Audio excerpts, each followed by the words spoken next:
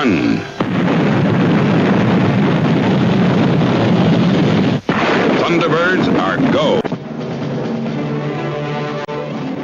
My name is Gerry Anderson.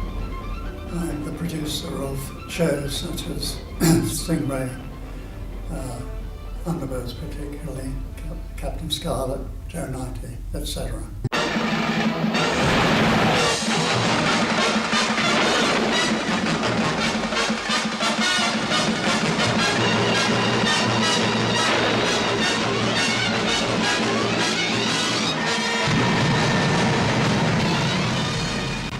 Some years ago, I was flying back from California, and I was on a Virgin flight on the top deck, and the stewardess came across to me and said, "Mr. Anderson, the captain would like to see you."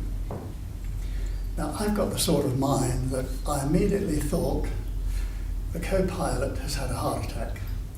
And the captain wants me to, I don't know, operate the throttles or whatever he tells me to do.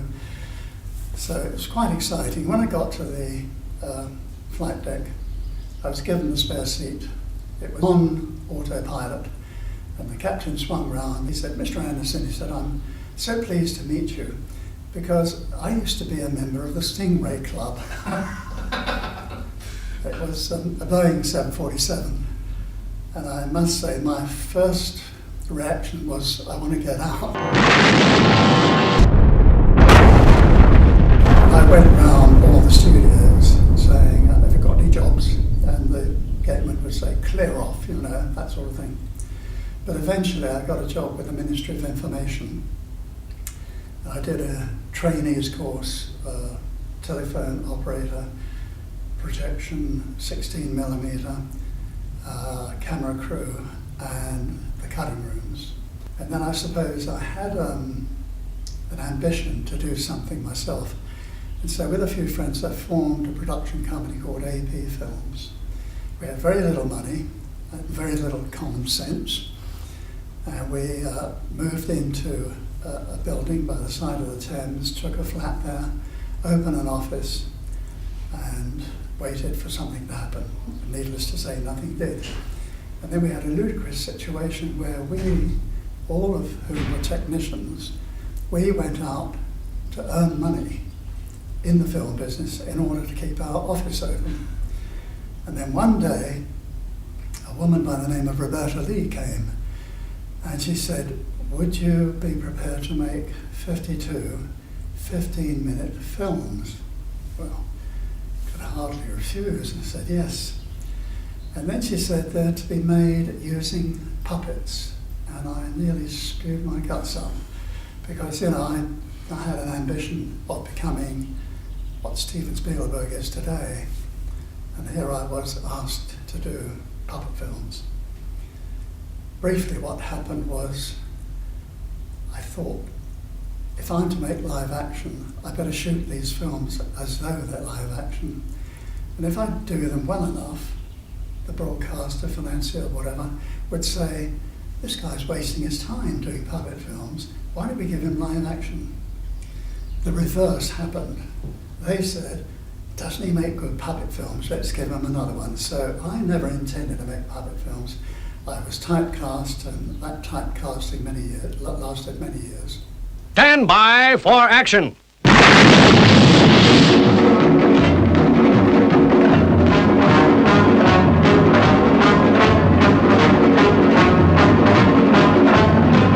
We are about to launch Stingray. The Stingray really was a submarine which could go to great depths. This is how they discovered a race of beings that were living underwater. Stingray became the first television series in the UK filmed entirely in colour, ensuring that Stingray would be one of the most groundbreaking television series ever made.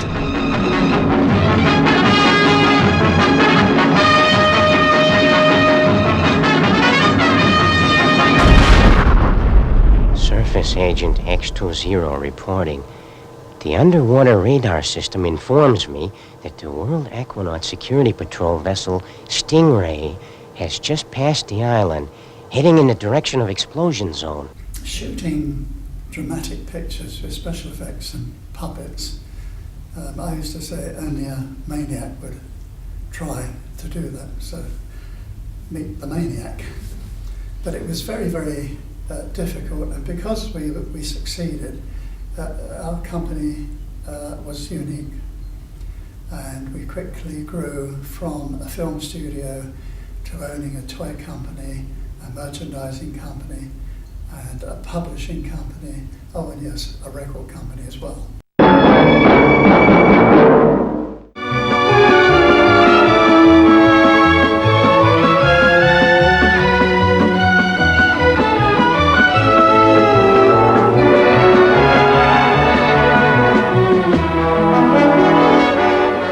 A brand new television series is about to be filmed.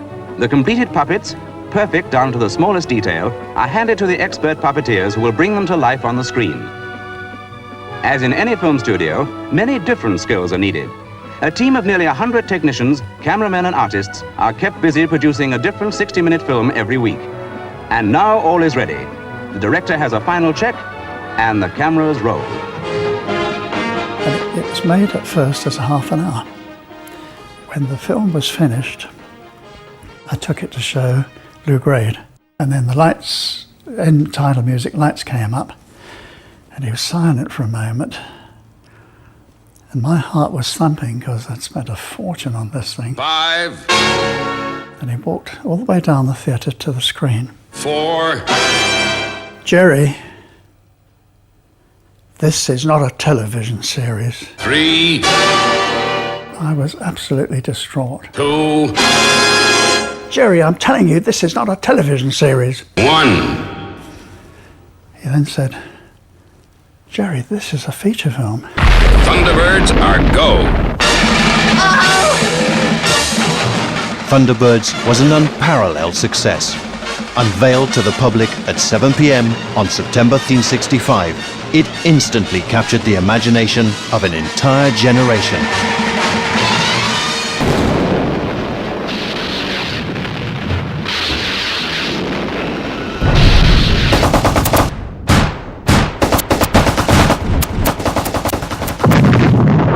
In Thunderbirds, of course, there were many things that contributed to its success, and particularly merchandising success.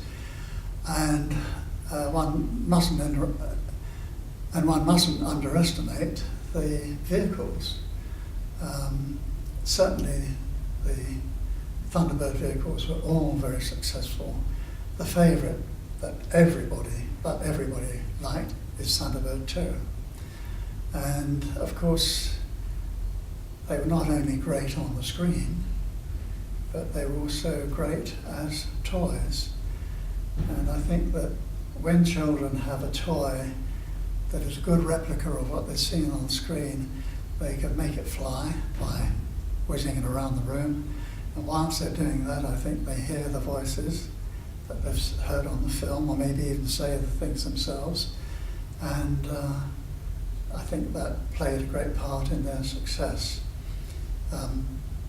Only the other day, somebody came into my office and said, I have to tell you, I've got a child of 3, and when he watches Thunderbirds, he counts down at the beginning, 5, 4, does the complete countdown with Jeff Tracy. 5, 4, 3, 2, 1.